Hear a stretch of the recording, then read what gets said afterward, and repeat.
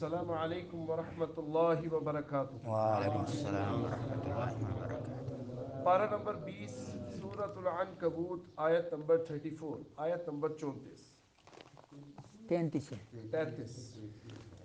اعوذ باللہ من الشیطان الرجیم اعوذ باللہ من الشیطان الرجیم۔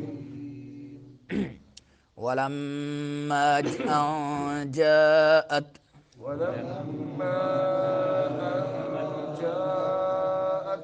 اچھا، کل آپ کو ایک سبق ملا تھا جو بہت ہی اہم سبق تھا کہ ہم عربی زبان میں فاعل کیسے پہچانتے ہیں، سبجیکٹ، اور مفعول کیسے پہچانتے ہیں کہ آبجیکٹ کون سا ہے، وہ کل میں نے آپ کو بتا دیا۔ تو آج اس سبق میں آپ نے غور کرنا ہے، جہاں جہاں فاعل آئے گا، مفعول آئے گا، وہ آپ نے پھر ذہن میں بتانا ہے، رکھنا ہے، پھر بعد میں آپ سے پوچھوں گا۔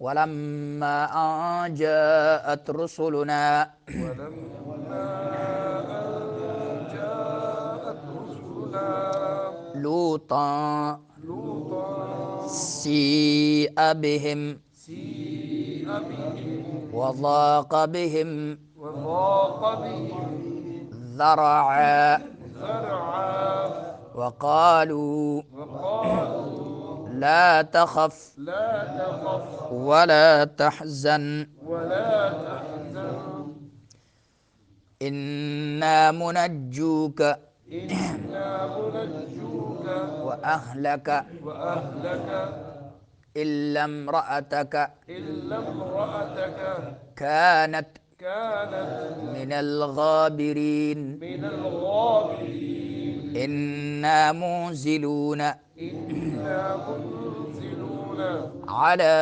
على أهل أهل هذه القرية هذه القرية رجزا رجزا من السماء من السماء بما كانوا بما كانوا يفسقون يفسقون ولقد تركنا ولقد تركنا منها منها آية آية بينة بينة لقوم يعقلون۔ لقوم يعقلون۔ ابو بکر جی، کون پڑھے گا؟ ابو بکر ابو بکر پڑھو، اونچی آواز سے پڑھنا۔ أعوذ بالله من الشيطان الرجيم. بسم الله الرحمن الرحيم. ولما أن جاءت رسلنا لوطا سيء بهم وضاق بهم ذرعا وقالوا لا تخف ولا تحزن إنا منجوك وأهلك إلا امرأتك كانت من الغابرين إنا منزلون على أهل هذه القرية رجزا من السماء بما كانوا يفسقون ولقد تركنا منها آية بينة لقوم يعقلون۔ ماشاء اللہ، جزاکم اللہ خیرا، بارک اللہ، اللہم زد فزد۔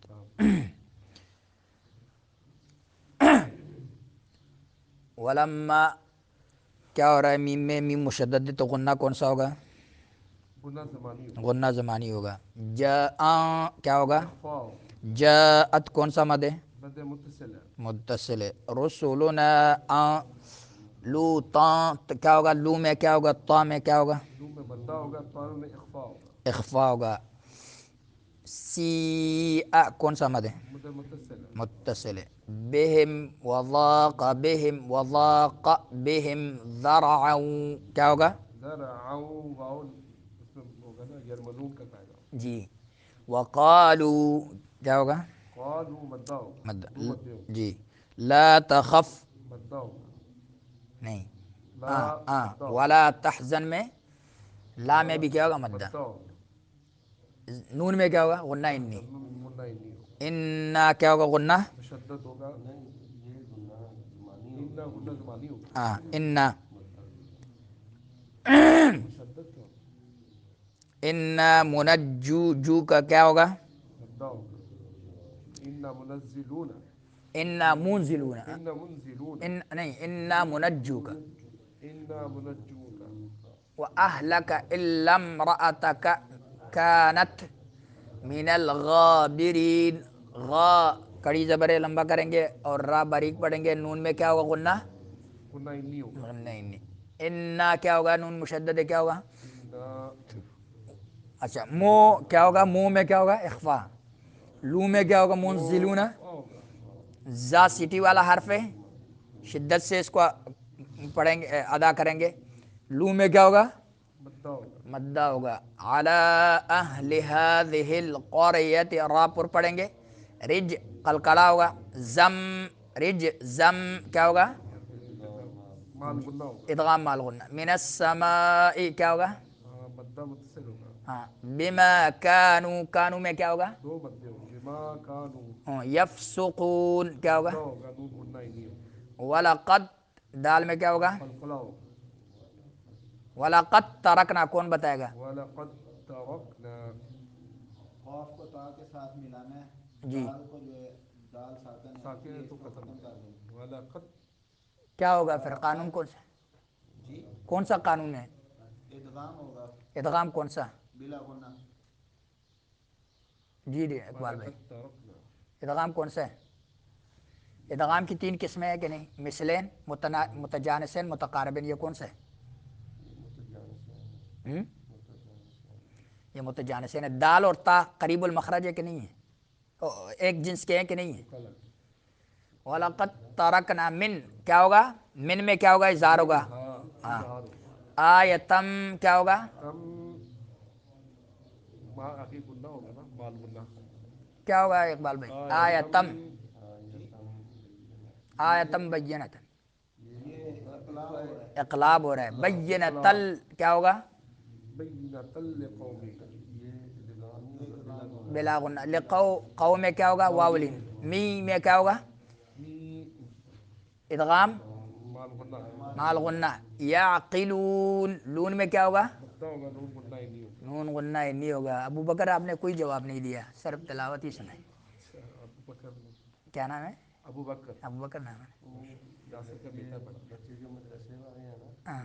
ان کو قاعدہ نہیں پڑھاتے نا. قاعدہ نہیں پڑھا نہیں ویسے بتاتے تو ہیں. نہیں بتاتے ہیں. میں پریکٹس کروا دیتے ہیں، لیکن جب یہ دوبارہ کورس کرتے ہیں اچھا. ولما جب جیسے ہی انجاءت یہ کہ آئے رسولنا ہمارے قاصد لوطن لوط کے پاس. جی آپ کو بتایا تھا کہ آبجیکٹ جو مفعول ہوتا ہے عربی زبان میں اس کے آخری حرف پہ کیا ہوتا ہے؟ یا 2 زبر ہوتے ہیں یا 1 زبر ہوتا ہے. یا 2 زبر ہوتا ہے یا 1 زبر ہوتا ہے. ہاں آبجیکٹ. آبجیکٹ. ہاں. اور جو سبجیکٹ ہوتا ہے فاعل ہوتا ہے اس کے آخری حرف پر کیا ہوتا ہے؟ پیش ہوتا ہے یا پیش کی جگہ واو آتا ہے. اور جو آبجیکٹ ہوتا ہے اس کے آخری حرف پر یا تو زبر آتا ہے اور یا اس کے آخری حرف پر زبر کی بجائے الف آ جاتا ہے. تو انجاءت میں دیکھیں جاء فعل کہ نہیں ہے اقبال بھائی؟ ہاں. واحد مؤنث غائب کا صیغہ ہے. رسولو لفظ یہاں ختم ہو جاتا ہے. یہ نا جو آخر میں ملا یہ ضمیر ہے. ٹھیک ہے. نا کا مطلب ہے ہمارے قاصد، ہمارے کا مطلب ہے کیونکہ ضمیر ہے نا، تو لفظ یہاں پر ختم ہو جاتا ہے. رسولو. لو لام کے اوپر پیش کیوں پڑھ رہے ہیں؟ کیونکہ فاعل بن رہا ہے کس کے لیے؟ جاء فعل کے لیے. اور لوتن کیا بن رہا ہے؟ ہاں. جی مفعول بن رہا ہے. ٹھیک ہے. ہمارے قاصد آئے کس کے پاس آئے؟ لوط کے پاس آئے. مفعول بن رہا ہے نا آبجیکٹ. سی بہم تو او مغموم ہوا بہم ان کے آنے کی وجہ سے. وضاق پھر فعل آیا. فعل آئے تو اس کے بعد فاعل بھی نکالنا ہے اور مفعول بھی نکالنا ہے. ٹھیک ہے. وضاق اور تنگ ہوا بہم ان کی وجہ سے. ذرعن ان کا سینہ. یہ کیا بن رہا ہے؟ مفعول ہے. وقالوا اور انہوں نے کہا لا تخف نہ تو ڈر. نہ تو ڈر یہ فعل بھی ہے اس میں فاعل بھی ہے. ٹھیک ہے نا. نہ تو ڈر. ولا تحزن اور نہ تو غم کر. فعل بھی ہے فاعل بھی ہے. فعل کے اندر کبھی کبھار فاعل جو ہے نا اس ضمیر کی شکل میں چھپا ہوتا ہے جس کا ترجمہ ہم تو کرتے ہیں وہ کرتے ہیں. ٹھیک ہے. نہ تو ڈر اور نہ تو غم کا. انا بلا شبہ ہم منجو کا نجات دینے والے ہیں تجھے، واہلک اور تیرے گھر والوں کو، الا امرأتک سوائے تیری بیوی کے، کانت وہ ہوگی من الغابرین پیچھے رہنے والوں میں سے، انا منزلون بے شک ہم نازل کرنے والے ہیں، علی اہل هذه القریۃ اس بستی کے باشندوں پر، رجزن عذاب، کیا نازل کرنے والے ہیں؟ عذاب، یہ مفعول بن رہے، دیکھو آخر میں جو ہے زبر آ رہے ہیں کہ نہیں، من السماء آسمان سے، اب کہیں گے فعل کہاں آ گیا، یہ نازل کرنے والے ہیں، ٹھیک ہے، یہ جو اسم فاعل کا صیغہ ہے تو یہ فعل کا معنی دیتا ہے کہ ہم نازل کرنے والے ہیں، تو مفعول، اچھا یہ دو مفعول آ رہے ہیں، اعلی اہل هذه القریۃ اس بستی کے باشندوں پر کیا نازل کرنے والے؟ عذاب، یہ اقبال بھائی آپ نے پڑھا ہے، باب افعال کا ہے، انزل ینزل انزال فہو منزل، اسی کا سے باب افعال دو، مجرد میں ایک مفعول چاہتا ہے تو باب افعال میں پھر دو چاہتے ہیں، من السماء آسمان سے، بما کانوا بسبب اس کے کہ جو کانو تے او جب سکون نافرمانی کرتے، جی کانو یہاں فعل مضارع پہ داخل ہوا ہے تو کیا معنی ہوگا اقبال بھائی؟ وَلَقَدْ تَرَكْنَا اور البتہ تحقیق، ترکنا ہم نے چھوڑی، منہا اس بستی میں، آیتن ایک نشانی، بینتن واضح، لقومی ان لوگوں کے لیے جو یعقلون عقل رکھتے ہیں، استمرار ہے بالکل، انگلش میں کیا کہتے ہیں؟ کنٹینیول، کنٹینیول کہتے ہیں نا، جو مسلسل ہو، جس میں جو ہے انقطاع نہ ہو، کنٹینیول، کنٹینیوس تو الگ چیز ہے، ہاں لیکن استمرار جس میں ہوتا ہے اس کو کنٹینیول کہتے ہیں۔ اور جیسے ہی اور جیسے ہی ہمارے بھیجے ہوئے لوط علیہ السلام کے پاس آئے، وہ ان کی وجہ سے مغموم ہوا اور ان کے سبب دل میں تنگ ہوا، اور انہوں نے کہا کہ نہ ڈر اور نہ غم کر۔ اب اس کا دل کیوں تنگ ہوا؟ کہ یہ انسانی شکل میں فرشتے تھے اور خوبصورت بہت زیادہ تھے، ایک تو اس وجہ سے دل اس کا تنگ ہوا کہ اب یہ آئے میرے مہمان ہیں، اور یہ اگر میری قوم کو پتہ چلا تو ان مہمانوں میں مجھے رسوا کر دے گا، تو اس کا وہ بہت زیادہ غمگین ہوا اس بات سے، اور انہوں نے کہا نہ ڈر اور نہ غم کر۔ تو فرشتوں نے لوط علیہ السلام کو سمجھایا کہ آپ نے غم نہیں کرنا اور ڈرنا بھی نہیں ہے، ہاں بے شک ہم تجھے اور تیرے گھر والوں کو بچانے والے ہیں۔ ساتھ یہ بتایا کہ آپ اگر ہمارے بارے میں پریشان ہوئے ہیں، ہم جو ہے انسان نہیں ہیں، فرشتے ہیں، اور ہم جو ہے آپ کو بھی بچائیں گے اور آپ کے گھر والوں کو بھی، سوائے تیری بیوی کے اس کو نہیں بچائیں گے، مگر تیری بیوی کے، وہ پیچھے رہ جانے والوں میں سے ہے۔ پیچھے رہ جانے والوں میں سے کیا تھی کہ یعنی کہ وہ مشرکہ تھی، مسلمان نہیں تھی، اور دوسرا اس نے جرم یہ بھی کیا کہ جو قوم کے لوگ تھے ان کو آگاہ کیا کہ آؤ جو کچھ تم چاہتے ہو وہ ہمارے گھر میں آئے ہیں، لڑکے ہیں، اور قوم دوڑتی ہوئی آئی، وَمِن قَبْلُ كَانُوا يَعْمَلُونَ السَّيِّئَاتِ، اللہ نے دوسرے مقام پہ فرمایا کہ اس سے پہلے بھی یہ برائی میں آختہ تھے، اس عمل کے عادی بن چکے تھے۔ کانوا یعملون السیئات، وہاں بھی کان فعل مضارع پہ داخل ہوئے تو مسلسل یہ کام کرتے رہے، یعنی کہ عادی بن چکے تھے، جھجک کھاتے نہیں تھے۔ جب انسان جرم پہلی مرتبہ کرتا ہے تو اس میں کچھ نہ کچھ جھجک کھاتا ہے، جب عادی بن جاتا ہے پھر وہ جھجک نہیں کھاتا۔